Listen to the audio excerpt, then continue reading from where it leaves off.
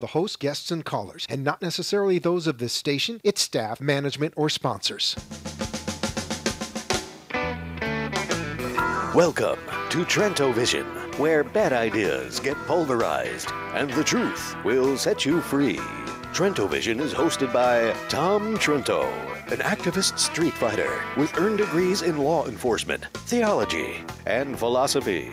Listen and watch every weekday at 2 p.m. on AM 1470 WNN and TrentoVision.com. Now, let's take a peek at Tom's view of the world. Here's Tom Trento. All I wanted to do about a half hour ago, look, I mean, we do this stuff professionally, fighting these battles and dealing with the bad guys and trying to make sense out of a crazy world out there, particularly on national security issues. But all I wanted to do, ladies and gentlemen, was to mail a FedEx envelope. That's all I wanted to do. So I stopped in FedEx on my way to the studio here. And I walk inside. I actually had two little envelopes that I had to mail. And I took out one of the FedEx envelopes, put my stuff in, and I saw on the outside of the FedEx envelope, it says, this envelope is made with reduced carbon footprint or something with reduced carbons. And it was in green, and I laughed a little bit, and I mumbled under my voice, how stupid is this? So the young clerk, university-educated, kind of metrosexual clerk would say, what are you saying? And I said, okay. I said, okay, let me tell you what I'm saying. What is this, I said. What is reduced carbons? Oh, and he goes on this long explanation how certain trees are used in the making of this to reduce the carbon footprint and all that. I said, okay, until the president starts up Air Force One, and then, boom, all the carbon is exhausted all over the place. Well, you can't blame the president on that. I said, yeah, I can. I can. He wants to go play golf. He wants to do this. He's wrecking your carbon stuff in the world. So that led to, Romney lies. I said, okay, how does he lie? And now there's people standing around us, and you're right? having this conversation. Yeah, we're having this conversation. Guy, I don't care. right? I don't care. So I go, how did he lie? Well, he lied about the reduction in taxes, and he's going to take it away from us. And he goes on in a very detailed explanation. It was Democrat talking points for sure. I said, look, your guy had 4 years. He didn't do it. He said he was going to do it. He didn't do it. Well, then he goes on. Well, I go, something else about Romney. He goes, do you think people should have AK-47s? He said that to me. I said, yeah. I said, well, they're not allowed to have automatic rifles and weapons and all of that. Oh, my God, how could... Yeah, and he goes, maybe other than the police and the military, but why should anyone have a gun, a rifle? And this is a 25-year-old, highly educated college kid. Right. So I said, well, how about that little thing called the Second Amendment? And he goes, the Second Amendment, and there's people all there, should be done away with, he said. Oh. I said, excuse me? That's interesting. He goes, the Second Amendment should be done away with. I said, here, I'll give you my card. I wrote some stuff. I said, to be continued. I got to get to the radio station, but you now want to... Because I can expose you on national audience. Yeah. You want to now eliminate the Second Amendment. And if the Second Amendment got eliminated, our special guest today, would be out of business. That's correct. Can we pull up our guest on Skype? Yes, we can. And I will introduce him once we see him. Yeah. Can he hear me? Can our special guest hear me? CJ, are we ready? Okay, go ahead. General Paul Vallely, are you there? I am here, Tom. There he is. You are out of business, sir. That Second Amendment is out of here, and you can no longer earn a living. By a FedEx clerk, right? Well, they can tie, Tom, but they'll never do it. We're glad to have you here. You've been a guest on the show once before. There you are. Hey, you look cool, all dressed up there. Pretty slick, man, let me tell you. I'll dress up for you, Tom. All right, thanks. We have a lot to do, ladies and gentlemen, today. You're watching on TrentoVision.tv. You're also listening on WNN 1470 in South Florida. If you have iHeartRadio, you can be listening anywhere on the face of the earth. Or if you have a computer or a smartphone, go right to TrentoVision.tv. Fascinating show today. We're going to dive into a story that retired General Paul Vallely broke the other day. Significant story. And then we're going to segue into some of the Benghazi insanity that's going on. But this is going to be a very serious national security hour. No commercials here at Trento Vision, thanks to some of the donors that have helped us do that. We need to stay on the air, ladies and gentlemen. And our good friend Paul Vallely. You have a business. Why don't we tell them about your business before we get into your background, and then we'll go into the issues. Well, we started up a gun company a couple years ago out here in Montana, and the reason we did it because the feedback we were getting from our troops out in the field, downrange in the Middle East, and including Afghanistan, that there were a lot of malfunctions, a lot of overheating of barrels. So based on that, we formed a company called New Evolution Military Ordnance, short for NEMO, and we build for the Navy SEALs and our frontline troops out there, Tom, with evolutionary new alloys, polymers, plastics, optics, barrels, that type of thing, upper and lower. So we are in the advanced area of the new arms for our armed forces, and also for the law enforcement space as well. But also hunters and sportsmen can buy our weapons online at nemoarms.com, or they can come directly to our facility here in Montana.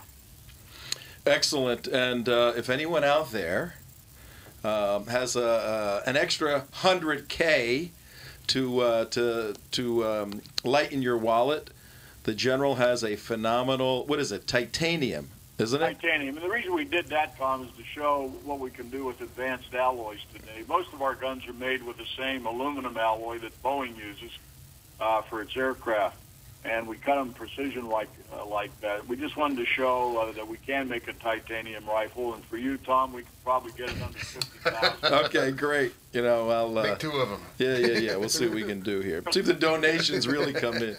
Guard us from the zombies in Florida, or the Second Amendment people that, in any event. Well, sir, you also, your third career, you were a Fox analyst and appeared many times through the years on Fox and other shows. But you go back. You were pounding the ground in Vietnam, weren't you? I was, for 2 years of my life, yes. Where were you in Vietnam? Well, I was mostly in what they called the Second Corps area. I was I was a company commander in the 101st Airborne Division. And then my second tour, I was an advisor to the Vietnamese Special Forces and Airborne and other units over there, primarily in what we call the I Corps area where the Marines were, and down in 2 Corps area, which is the 2 northern areas of South Vietnam. So I was there parts of 65, 66, 67, 68. So I saw a lot there as a young captain, and then, of course, spent a number of years out in the Pacific as well, and did some things down in Central America and the counterinsurgency, counter-drug. And I was basically in special operations for my last 20 years. And that's an issue we're going to deal with today. We'll have to, excuse me, when I see you, I think you're coming to Florida for, we had David Horowitz on the air yesterday. We were talking about Restoration Weekend. You're coming in as one of the speakers for that, correct? That's correct. All right. So, ladies and gentlemen, we told you to sign up frontpagemag.com to go attend Restoration Weekend in Palm Beach, the weekend of the 18th or 17th of November. And the General will be there as one of the guest speakers. We'll have to sit down, have a beer, and discuss our Vietnam stories. I was not there in the 60s, but I was there in the 90s. I went on a very unique trip with Dick Marcinko, founder of SEAL Team 6. Yes, I know. We went back to a group of SEALs went back to the Delta, not quite where you were, but back to the Delta, Mekong Delta, to relive their 30th anniversary, and I went along basically to help them out a bit and to record the story. And 2 weeks when we could not wait. We could not wait to get home. It was it was a wild experience, but got a little tricky because we did not have normalization of relations at that point. Our government did not want us to go. The Vietnamese didn't want us there. But we went, and you go with Marcinko, things can get a little interesting, to say the least. But we'll talk about all that stuff. You wrote an article the other day, and it's sending kind of a shockwave through the intelligence community, the national security community, and the White House at 1600 Pennsylvania Avenue. Tell the folks what you discovered and the implication, the importance of it in light of this election.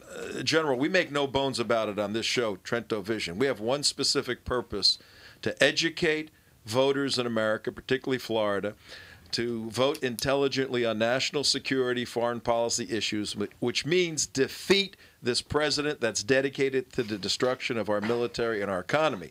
So you don't have to pull any punches on this show. Tell us about your article.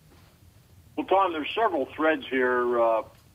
Goes back to the Bin Laden takedown, but it also threads through to what has happened and is happening in Libya and the Middle East with the administration. I think you recall Hillary Clinton's response, it's the fog of war. Well, what we're finding out, it's the fog of the administration. They seem to all be in a fog for some reason, not quite knowing what to do, quite inept, especially in revealing a lot of what we do and have done in special operations. But the White House, as you may remember, when they came out and first announced the takedown of Bin Laden, that there were insinuations, but it was factual, that they had to bring Obama in from the golf course.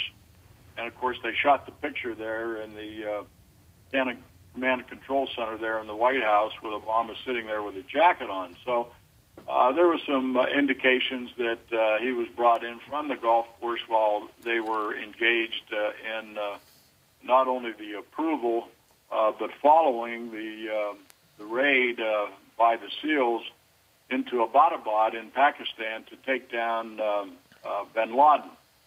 So last Wednesday evening, I received a call from a very high-ranking official in Washington, D.C. that had talked and had been in discussions for 2 weeks with another senior person that was involved with the administration. That's all I'll say. And they wanted to know if I would release information on what they were about to give me. So early Thursday morning, after I received the information from them, I penned a release, which we then put out to the public over the internet and newspapers, radio, television, about 2 o'clock that afternoon. And really, the release had to do with who really approved the raid and the takedown of Bin Laden. Well, what we found out from these very high-level sources in Washington, that the intelligence community had gone to the White House on at least 2 to 3 occasions for approval as they were tracking for 5 months the location of Bin Laden in Pakistan. And so basically they were rebuffed, as we understand, primarily from Valerie Jarrett, who did not want to take the chance or the risk that it may go wrong and Obama would be blamed for it. So finally, as the intelligence moved up the chain of command for final approval, we have them in our sights. They did, in fact, launch the raid with what we call an execute order by Panetta and a few others on the national security team. So the information that was passed to me that the helicopters had already transitioned from the Afghan airspace into the Pakistani airspace and were en route to Abbottabad, decision having been made to execute it. And then Obama had to be brought in that morning from the golf course, and that's why you see him seated there at the table looking like a teenager who's just brought in for an X-Play video game. So from that standpoint, that was released. But there again, when you transcend now to Libya and the lack of knowing what's going on the ground and not heeding intelligence information and requests for security there, it just sort of wraps around the whole ineptness and the lies and deception that are passed on to the American people from Obama and Secretary Clinton and the officials there. Now, I understand also from the same conversation last week the condition, or I would say the attitude of high officials now, even mid-level officials, within the CIA, State Department, Defense Department, DIA, are totally frustrated. They are very upset about the lies and deception coming out of the White House on these operation and intelligence mission, and they're fed up. So I think you're going to see that change a lot of people's mind, even within the federal bureaucracy of voting Obama out of office. Amen to that. Let me. I'm going to walk through the timeline and some of this information for the audience. We have a viewing audience and a listening audience, and I really want to detail and establish the importance of this information that you laid out, that someone, a protected source, gave you, and I want the viewers and listeners to really understand, because this coming Monday, General Valley, about 4 miles from where I'm sitting, is Lynn University, where the third and final presidential debate is going to take place, and it's on foreign policy, national security. And our team, our Trento Vision team, we have press passes. We will be there. In fact, Monday night, this coming Monday, the 22nd, starting at 7 o'clock, we have a program on national security, and we're going to do a 2-hour program preceding the debate. We're going to everybody will watch the debate. Then we'll do a post-game analysis. By the way, where are you going to be? Maybe we'll Skype you in next Monday night for some commentary. Answer the phone. He what? Answer the phone. He's calling you back. I'm losing my guest here, folks. He's calling you back. Okay. He lost the connection. So. Okay. All right. We'll get General Valley. He's retired, by the way. All right. Well, I'm gonna start walking through. He lost the connection. Yeah, he's calling back. Okay. He's scrambling. There he is. I hear it ringing. Yeah. We're waiting for General Vallely. Well, that's quite interesting, the story he's telling. He's saying Valerie Jarrett makes the decision. I don't know whether it was on my end or yours, but I think we're back. It's all your fault, General. It's all your fault. We only blame the General. So I'll take the heat. Yeah, I think you're in Montana, and the possums that run your energy plant went on strike, I think. Yeah, so, well, I'm working out of my double wide today, Tom. So okay. I'm deep in my bunker, though we have some sunlight coming in. Okay, good. But guess what? Question? Guess what? When the bad guys come, we're all coming up there with you. Let me tell you. With this titanium. Now, what I was saying was we are about 4 miles from a place called Lynn University, a college here in Boca Raton, where the third and final presidential debate on foreign policy, national security will take place Monday night, October 22nd, this coming Monday. And Trento Vision, United West, we're going to do a national security special show from 7 to 9. We're going to be broadcasting. Your good friend Claire Lopez, Gary Burnson, whom you'll meet, and others will be on. And then we're going to watch the debate, and then we're going to do a post-game analysis. Where are you going to be Monday night? Maybe we'll Skype you in. We'll be here in Montana, Tom. Okay. So I'll be happy to join you if you'd like me to be on. Oh, excellent. Yeah, I'd love to have your comments on. But here's what I want to do now. We are a swing state, Florida, and right now the polls, and we all are a little suspicious of polls, but there's been a dramatic shift. We see it in the signs on the side of the road. We see it in the lack of enthusiasm of the Obama supporters. We see it in the Jewish community. Our signal for this station, WNN 1470, goes from Miami to Fort Pierce, where the SEAL Museum is, about 125 miles, and it goes out to the ocean and is almost across the state. Pretty big signal. 5 million people within the sound of our signal, about 500,000 Jewish people. So I want to, for the sake of people who tune in to get information on this, I want to walk through the timeline a little bit to show the significance of the source that provided this information to you. And I put some of this together, and track with me here. I have that that there were at least 5 national security meetings where it was discussed, where the discussion was... Tom, just for clarification, your timeline you're talking about is a timeline released by the Obama administration? Is it the timeline you're referring to? This is actually a conglomerate of a few different sources, but primarily coming out of mainstream media, networks, and this is early on. This is May 2nd, 3rd, 4th, 5th, in conversations with the intelligence community, law enforcement community, military community, and the White House. So this is the Obama story of what happened, the timeline. Yeah, this would track that. Okay. Yeah, there may be some variation. But there were at least 5 meetings, March 14th, 29th, April 12th, 19th, and 28th. So at least 5 meetings where everybody got together, like in the Situation Room picture that we've all seen, to say, all right, what are we going to do? And it's very interesting. Have you had an opportunity yet? Do we have the cover for No Easy Day? Let me just hold it up. Oh. Have you had the opportunity to read Mark Owen's book? Excerpts. Okay. Yes, and we had some of our analysts analyze the book too, but I haven't read it. I've not read it yet. Yeah, I got it pretty immediately. In fact, I pre-ordered it, and Mark Owen obviously is not the gentleman's name. We're not going to reveal his name, even though it's out there.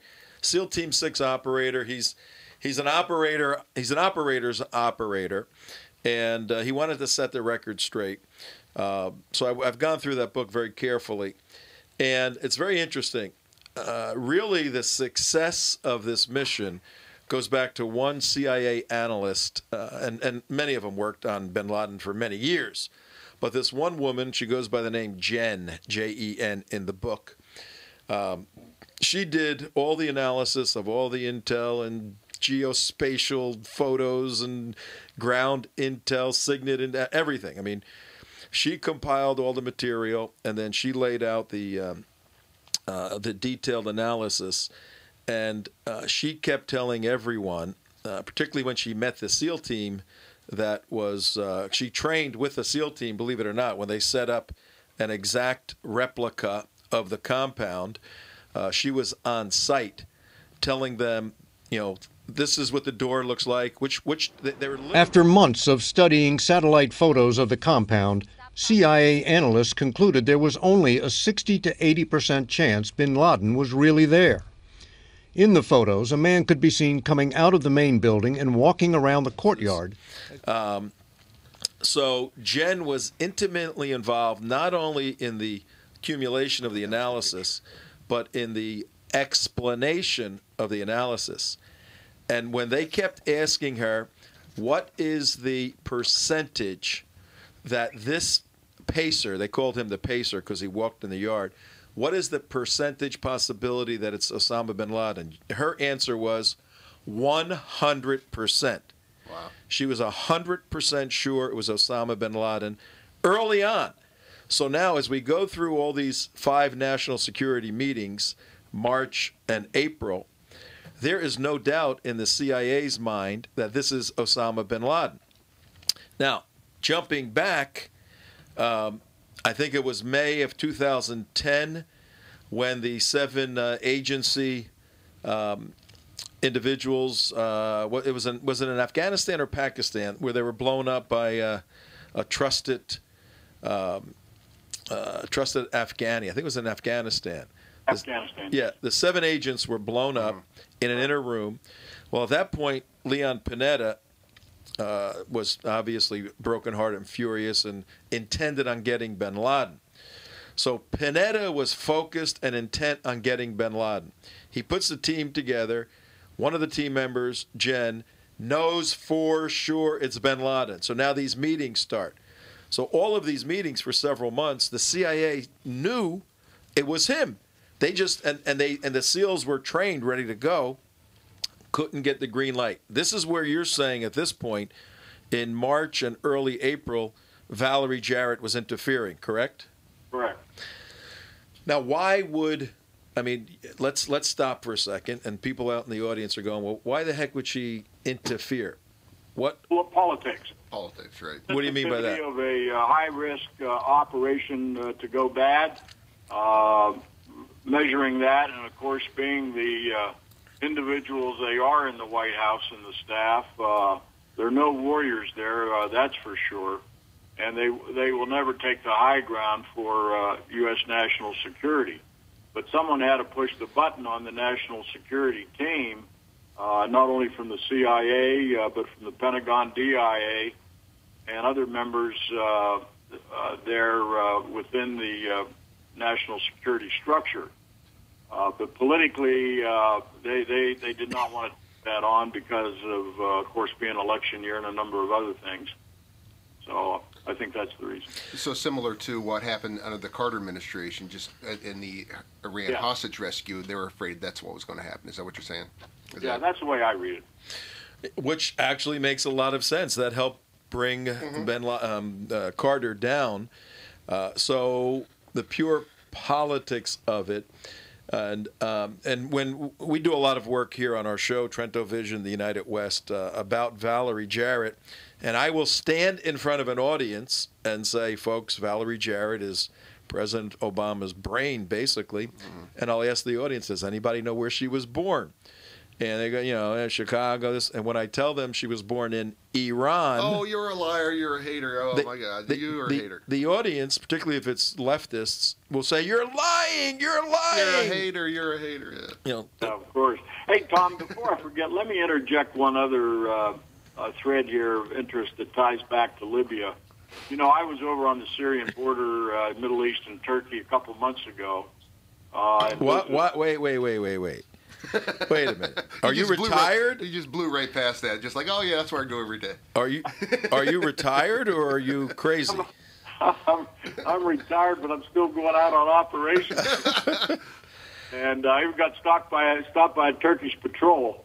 Well, tell us this story. What happened? As I met with 20 of the opposition force members in a safe house there in Turkey. It was interesting that one of them, they were talking about, well, what's this surprise we keep hearing that's going to happen from Obama? Yeah. That was a couple months ago.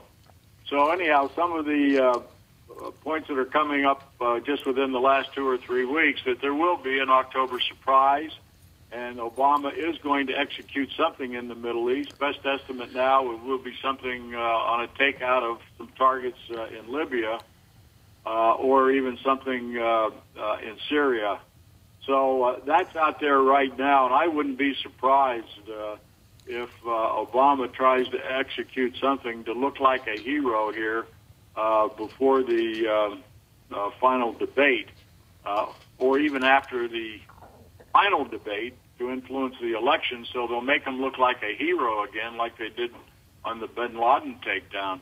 Yeah. So we know that information's out there, and it's pretty valid. They're planning something, but we'll have to see exactly politically what they'll do. I'm not sure if you've got any information on that, but I just passed that to you before I forget to mention it. Yeah, we're gonna segue to Libya in a second, and I do have some very interesting information I got today from a source that I'll tell you about. We hear. You lost your phone out there. We can't find one of our cell phones in here. That was Mark's phone. I forgot to tell everybody, shut your phones off before we started. Here's the situation. If it's true, and this timeline that I found here, April 29th, the president gave the go-ahead, which was a Friday. And then on Saturday, he delivered his White House address. But the go-ahead wasn't to go on a specific mission per se. It was the general go-ahead that, okay, we'll move forward. And the assumption here is that several times this will move forward was given, and then Valerie Jarrett pulled the plug on it. So that's not anything earth-shattering, that he gives the go-ahead at 8:20 on April 29th. Saturday, April 30th, he delivers his White House. I just want can we clarification on that? Because on the go-ahead thing, and when he's saying get the go-ahead on that, he's saying, okay, yes, I want to approve a mission if we find Bin Laden, if we know where he's at, right. we have a mission ready to go. That's the go, get ready to go, not actually to attack. No, there was not to attack. Then on Saturday the 30th, he delivered his White House his address to the White House Correspondents' Dinner. Correct. Where everybody said he was so contained and cool, knowing that these guys were going. Well, they weren't going yet. Then Sunday morning, May 1st, that's where you reference the fact that he goes out and plays golf at Camp David. I think he went to, and then actually did some driving. And 1, 2 o'clock, he's still out there. They have this timeline has him coming back to the White House around 2. And then he goes into the Situation Room at 3:32, and then 18 minutes later, so he goes into the Situation Room at 3:32. 18 minutes later, then Bin Laden is tentatively identified. So the time he sits down in the Situation Room to the time that Bin Laden is identified was 18 minutes. When you go by Mark Owen's book, No Easy Day, they were already on the ground about 30 minutes. So even by this timeline, it's very clear that the president wasn't in the Situation Room when the helicopters were flying. So it supports the information you're getting that he really didn't know what was going on until after the operation was in process. Correct. Very, very interesting. Well, look, you've spent time in Washington, D.C., in the intelligence community, all of that. What do you think, if you were a fly on the wall of Panetta's office right now, what do you think the attitude is of the CIA to the State Department and the administration?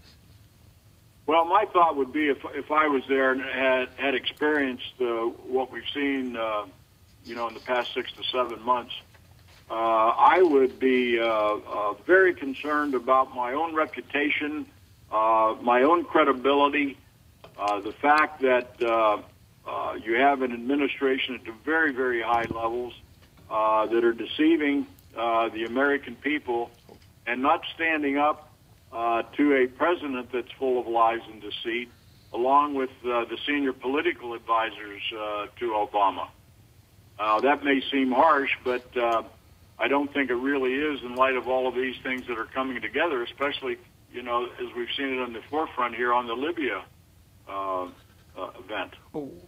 So we're in a very serious time here, and everybody knows that, but we cannot afford to put any American asset, our country, our citizens in jeopardy any longer. That's why Obama and his team have got to be removed from office.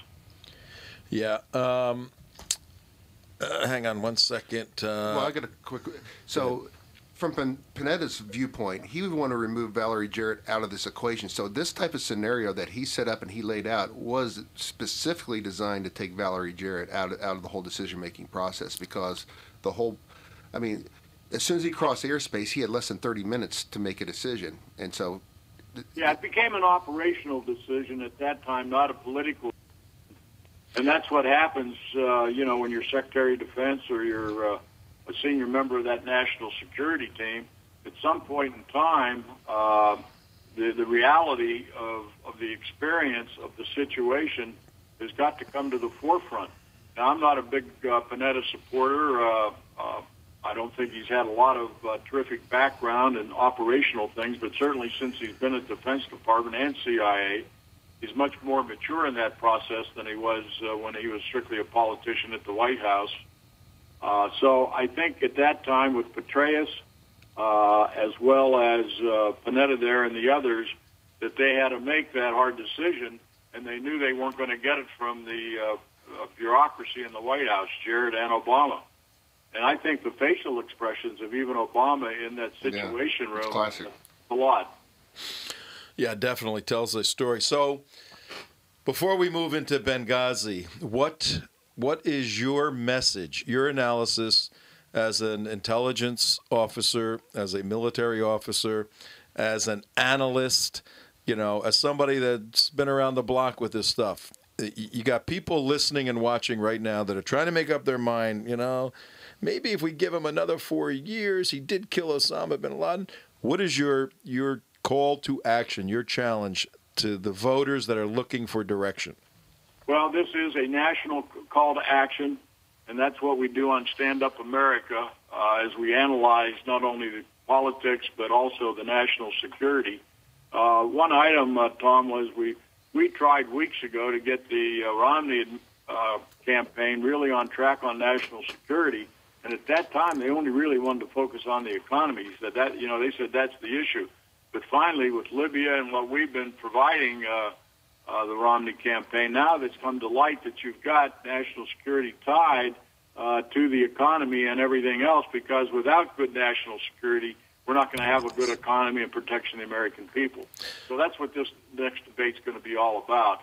And it's very important that we replace this administration because we're on a downward spiral across the board.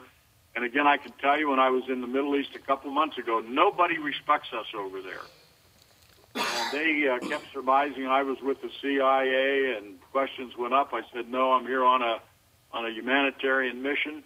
But finally, I had their confidence when I departed there. I've asked them to come back over again here maybe in the next week or 10 days. Whether I'll do that or not, I don't know. We have a special mission that we're looking at right now. But I can tell you this election is the turning point for America. We cannot, as American people, sustain any kind of administration that has done the damage to America that this administration has done. All right, now let's move into the subject of the hour, Libya, and the town of Benghazi. Benghazi Gate, whatever we're calling it, because there's obviously direct connections to all of this. I got a call, tell you about the call I got today, and then we'll get your thoughts on Benghazi and the relationship between the SEAL mission, Operation Neptune Spear, the name of the operation to take out Osama, and the connection to Libya, even through Al-Qaeda. Oh, wait, Al-Qaeda's not around anymore. They're done for, except one of the guys who was training with Al-Qaeda tried to blow up a federal bank in New York yesterday with 1,000 pounds of ammonium nitrate. A nice Bangladeshi 21-year-old college student here on a green card visa. You heard about that already, right? Yes. Yeah, of course. I got a call this morning, and individual said, and somebody that knows this stuff said, "Hey, look, you gotta focus on 2 or 3 key phases to Benghazi, and then a particular issue." And here's the phases. Phase 1 is, in terms of now, this is questioning the administration, and that entails the various departments, whether they're military intelligence under the purview of the administration or state. 3 phases. First phase is, was there enough security according to the Inman studies standards? Bobby Inman, Admiral Inman's study that occurred in 1985 after the Marine barracks In Beirut, right? and then there was another bombing out there too, the embassy. So number 1, was the embassy and the consulate, were they built and maintained to the standards that are required by law by the federal government, dating back to congressional studies from 1985? So that's something on the table to determine whether or not this White House was moving in that direction.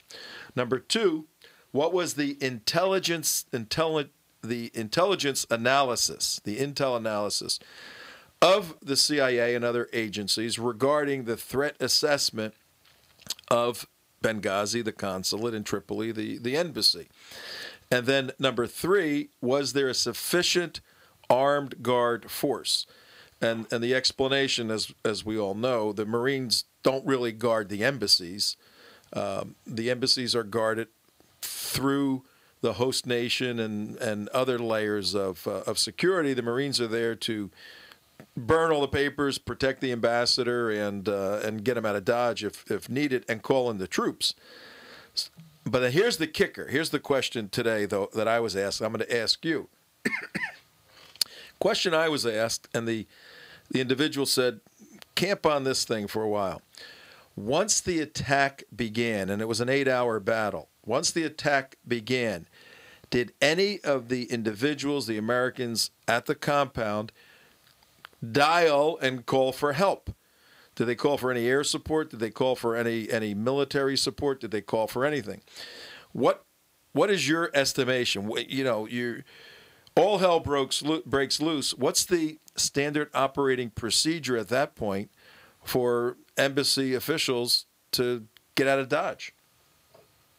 Well, obviously the external security broke down or disappeared as the attack was mounting, and the firepower that was laid on to the consulate there. Then you had the reaction of you know, the other people that were killed there, a couple Navy SEALs, another civilian contractor, and then the ambassador, of course, and anybody else was in that main house. So obviously, external security did break down. But I will say, Tom, if there's an external attack on our embassies, our Marines do go to the fence. All right? So there is that shade right in there of right outside the embassy gates that the Marines can take measures if, for example, they see somebody throwing a hand grenade or attempting to throw a hand grenade or a firebomb over the fence. They can protect themselves. Inside, they're in charge of the security inside the compound, of course, 100%. But that did not exist in Benghazi as a consulate. And as Colonel Woods testified, their detachment was sent back to the United States, back to Utah, and nobody heeded the calls for increased security over there. So you had an insecure consulate, a large house, and a mini compound set up without adequate firepower. Now, I would think right in that first 5 minutes, they were thinking about what can they do, where can they hide, what arms do they have, how can they defend themselves, probably with very little time to even make a phone call from the communications that they had there, which were probably very limited, I would think. So they were unprepared for this, as many of our consulates are in the Middle East. But let me take another step and sort of ride on your question there.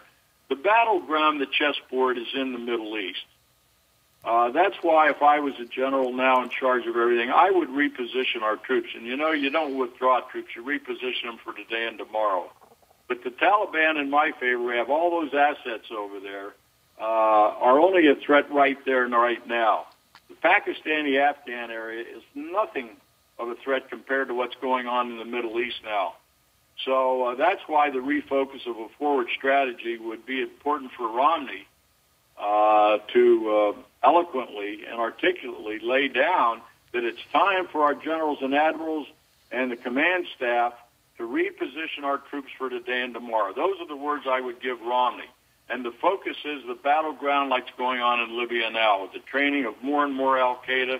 You've got a serious situation with al-Qaeda that have inserted themselves up in Syria. You still have the cooperation with Hezbollah in Beirut. And, of course, we could talk about Israel and that situation if we have the time. But the battleground now is that North African area all the way up to the northern border of Syria. And that's why, as far as Afghan and Pakistan, I have confidence the Indians over there can take care of the situation, and I would reposition all of our forces from Afghanistan into what I call the lily pad strategy, so we can strike the enemy based on good intelligence anywhere, anytime, 24 hours a day.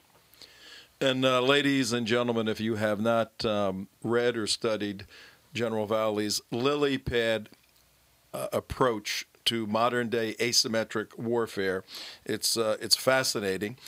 And basically, instead of big, heavy bases all over the world, you got these little lily pads where you can launch very quick and lethal and vicious strikes from them to disable, disrupt, destroy the enemy. We'll have to definitely do more shows on that because I think it's a phenomenal strategy. But going back to Benghazi for 1 second, here's the potential breaking news that or information that I got. What? Somebody's telling me I've got to read this thing here. What am I reading? Yeah, I got it. Yeah, I got all that. Where was I? What was I talking about? You're Benghazi, and back to the strategy you were talking about. I think you were going about into the air defense part of it is where you were heading for. Oh no, the breaking news piece. Yeah. The information that I received recently was that indeed, they did have communication capability at the consulate, and indeed they called and asked for air support coming out of Special Operations Command out of Europe, and several occasions, and it was denied every time. They were denied assistance, either air support, and some of the information that was explained to me was, a Spectre ship, a C-130, and other quick reaction forces coming in. Everything was denied. It was like 3 or 4 requests, and don't know where the denial came from, whether it was the White House or State Department or whatever. But you can think, common sense, Hillary and President Obama don't want Spectre, C-130s flying over Benghazi, ripping up the Libyans as part of their foreign policy success. But the question is, if these guys asked for help and it didn't come, who denied them the military assistance to save their lives and other lives? And keep your eyes open. There may be a major news network breaking this story with indisputable evidence that this administration turned down requests for assistance. Well, keep in mind, Tom, the best air response teams are coming from the fleets. We have 3 aircraft carrier groups positioned there, and with excellent communications, downlinks from satellites. So if that call did in fact go through, the carriers in the area could probably launch faster than a Spectre coming out of some other country. Of course, they're ready to launch at any time. But that didn't happen. Somebody nixed it. It could have been the African Command, which is a new 4-star command over there. It's actually run out of Germany. But those communications, they go very fast, very quickly, and but someone obviously was not prepared to launch. Yeah, and but we'll get to the bottom of this. I think this is one of those situations, crises that could unravel this presidency. And if Romney plays it right, he could devastate Obama on these issues on Monday night. Let me ask you this. We have a special on this evening. We worked with folks that put together a documentary entitled Losing Our Sons. And it's the story of the jihadi, the young black Christian guy who was from Memphis, Tennessee, converted to Islam, goes to Yemen, studies to be a jihadi, comes back, goes on a jihad tour, winds up in Little Rock, Arkansas. This is June of 2009, June 1, 2009. And then shoots Andy Long, Army recruiter, standing outside having a cigarette. He shot him with an SKS rifle, 7.62 at 3 feet away, sitting in his car, firing at him. You know that story. Yes. Documentary was made about it, and we brought the fathers, the 2 fathers, the father of the jihadi and the father of the dead soldier, down last week, and we filmed them with a focus group. And tonight at 8 o'clock, we're playing it on Trento Vision on the United West. You probably got some of the promotional material. And live on this station at 8 o'clock, 8 to 10 tonight. Yeah, it's going to be, we're playing it tonight. Oh, and on the radio station, too. But we see a connection from Little Rock to Benghazi with this administration's failure. They refuse. Listen to this, General. This administration refuses to identify that as a jihad attack. Mind you, the guy's yelling Allahu Akbar. He is in prison now saying that he's done this for the sake of Allah, for the sake of jihad. Our government will not recognize it as anything other than, you ready for this? A drive-by shooting, and will not award a Purple Heart to the deceased Private Andy Long. At Little Rock, right? Well, that's right, Tom. As you know, the Defense Department, even with General Dempsey, they've disallowed any teaching of radical Islam, the Caliphate, in any of these schools now in the military. Yeah. All right, we got a couple of minutes left. I want some of your thoughts on some of these big themes. Let's I'll just throw stuff out. Give me 30 seconds on the Muslim Brotherhood taking over Egypt. What do you think about that? Well, they're taking over the entire Middle East. Matter of fact, when I was in Turkey, one of the Muslim Brotherhood leaders with Al Jazeera came over to interview me down in Hatay province, down in a city called Antakya. And so I had a 1-hour meeting with them. So I got a lot of vision into the type of personalities that head up the Muslim Brotherhood. That is a program called the Global Caliphate, Sharia law dominating the universe here. And they are intent in making sure that that's exercised not only throughout the Middle East, but throughout Europe and in the cells in the United States through the mosque. So that is very viable. It's been verifiable. Claire Lopez, who you had on, is one of the top experts on the Global Caliphate. We're trying to get Romney up to speed on being at least articulate on it, more so than the administration even is. But basically, you have the Muslim Brotherhood, very well organized, as you saw in Egypt, as you'll see throughout the other countries over there. They are intent in dominating. But there's a big fight over there, as you'll see, that is occurring, where you have the chessboard with Turkey lining up with Saudi Arabia and Qatar, and then the other part of the chessboard over there with Iran, Russia, and China. And then, of course, you have the Hezbollah support the proxy state of Iran, controlling most of Lebanon. But one has to understand what the chessboard is and how it's being played out, and that driving all of this and being supported is the Muslim Brotherhood. Very well organized. They have a lot of very well-educated people. These are not just a bunch of jihadists that came out of some village somewhere.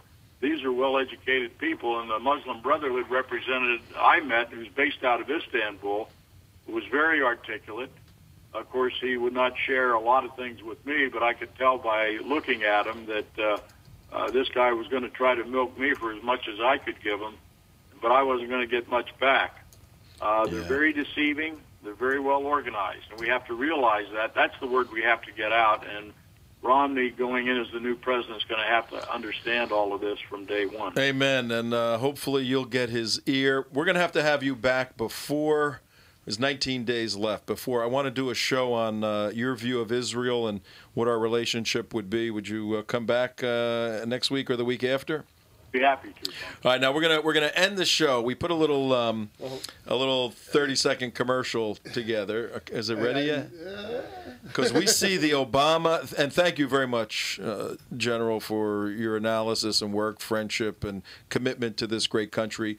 Go to standupamerica.org, and or is it U.S.? .org. Check out the General's website with his work now and as a private citizen for America. Tell me when this is ready, gentlemen. We made a little sort of comical. If you're looking at your computer here, and we've got about a minute left. Well, we view the president's national security policy melting away. So we made a little something to signify his melting away. If you're looking at your monitors, you'll get this, folks. If you're just driving in your car, you'll understand that it's pretty wild. You ready or no? This is not going to happen. All right, here we go. We'll see you, General. They're images of all kinds of things melting, basically. You got to put it up. It's not up. Oh, there it is.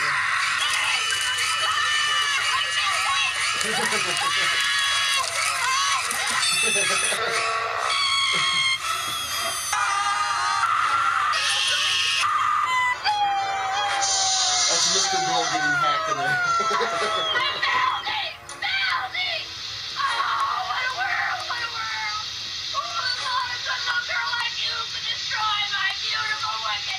And there we go, ladies and gentlemen.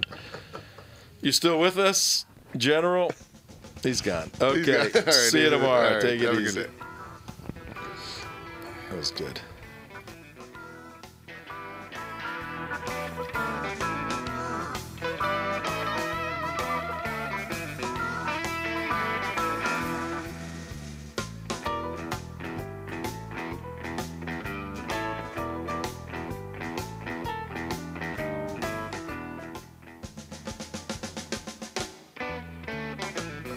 Thanks for tuning in to Trento Vision, where bad ideas get pulverized and the truth will set you free. Your host, Tom Trento, is an activist street fighter with earned degrees in law enforcement, theology, and philosophy. To reach Tom, call 561-319-5533, 561-319-5533, or email him at tom@trentovision.com. Tune in again weekdays at 2 p.m. on AM 1470 WNN.